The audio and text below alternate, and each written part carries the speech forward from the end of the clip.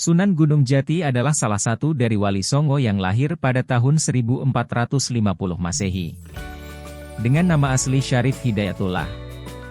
Ia adalah putra dari Syarif Abdullah bin Nur Alam bin Jamaluddin Akbar, dari seorang ibu bernama Nyai Rara Santang. Jamaluddin Akbar kakek buyut dari Syarif Hidayatullah adalah seorang mubalik besar dari Gujarat, India yang dikenal dengan Syekh Maulana Akbar. Ia merupakan keturunan Rasulullah Shallallahu Alaihi Wasallam dari jalur Husain bin Ali. Pada masa remajanya, Syarif Hidayatullah memperdalam ilmu agama dengan berguru kepada Syekh Tajuddin Al-Kubri dan Syekh Athaullah Sadzili di Mesir, kemudian ia melanjutkan belajar ilmu tasawuf ke Baghdad. Dan pada saat berusia 27 tahun, sekitar tahun 1475 Masehi, ia kembali ke Tanah Jawa dan tinggal di Caruban di dekat wilayah Cirebon. Ia pun menikah dengan Nyi Ratu Pakumwati, putri dari Pangeran Cakrabuana, penguasa Cirebon. Setelah Pangeran Cakrabuana memasuki usia lanjut, maka kekuasaan atas Kasultanan Cirebon diserahkan kepada Sunan Gunung Jati selaku menantunya. Sunan Gunung Jati adalah seorang wali yang memberikan banyak kontribusi untuk penyebaran agama Islam. Ia pun pernah mengunjungi Prabu Siliwangi, kakeknya di Kerajaan Pajajaran.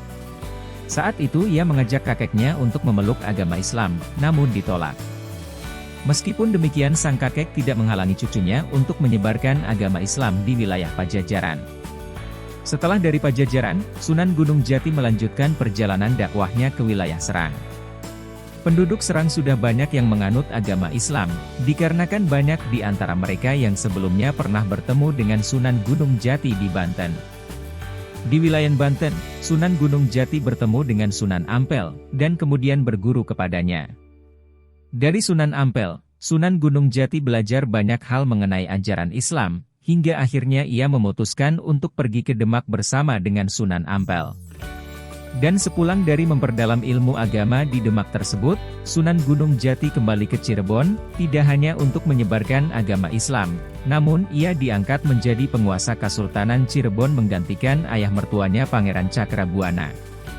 Dalam kedudukannya sebagai raja, Sunan Gunung Jati membuat kebijakan tentang pajak yang jumlah, jenis dan besarannya disederhanakan agar tidak memberatkan rakyat. Ia juga membangun Masjid Agung Sang Cipta Rasa dan Masjid-Masjid Jami di wilayah Cirebon. Ia juga menghentikan tradisi pengiriman pajak kepada Kerajaan Pajajaran, yang biasanya diserahkan secara periodik dalam 1 tahun. Keputusan ini merupakan simbol pernyataan berdirinya Kasunanan Cirebon yang berdasarkan pada ajaran Islam. Dinamika perjalanan dakwah Sunan Gunung Jati, sekilas seperti tidak ada yang berbau kekerasan dan pemaksaan. Kapasitasnya sebagai seorang ulama sekaligus sebagai seorang raja, tentu saja seolah memainkan standar ganda. Pada satu sisi, sebagai seorang ulama, segala tindak tanduk dan perkataannya harus selalu menunjukkan keteladanan, namun sebagai seorang raja, sangat mungkin ia bertindak secara politis yang semuanya disandarkan pada alasan untuk penyebaran agama Islam, seperti contoh pemutusan penyetoran upeti kepada Kerajaan Pajajaran tersebut di atas. Dalam hal ini, sesungguhnya kebijakan-kebijakan politik yang ditempuh oleh Sunan Gunung Jati sebagai raja, menggunakan prinsip rahmatan lil alamin untuk menuju negeri yang baldatun thayyibatun warabun ghafur. Proses Islamisasi yang dilakukan oleh Sunan Gunung Jati berlangsung dalam waktu yang sangat lama. Posisinya sebagai ulama menjadikan ia mendapat gelar waliullah dan kapasitasnya sebagai kepala negara ia pun memperoleh gelar Sayyidin Panatagama yang dalam tradisi Jawa seorang raja adalah wakil Tuhan di dunia. Adapun ragam metode dakwah yang dilakukan oleh Sunan Gunung Jati dalam proses Islamisasi Tanah Jawa adalah sebagai berikut. A. Metode Muidlah Hasanah atau nasihat-nasihat yang baik. B. Metode Al-Hikmah atau menggunakan cara-cara yang bijaksana. C. Metode Tadarruj atau berjenjang, tingkatan belajar seorang murid, pesantren. D. Metode Ta'awun yaitu saling tolong-menolong dan berbagi ketugasan dalam menyebarkan agama Islam di kalangan para wali. E. Metode Musyawarah untuk membicarakan berbagai hal yang berkaitan dengan tugas dan perjuangan dakwah para wali. F. Pembentukan kader dai.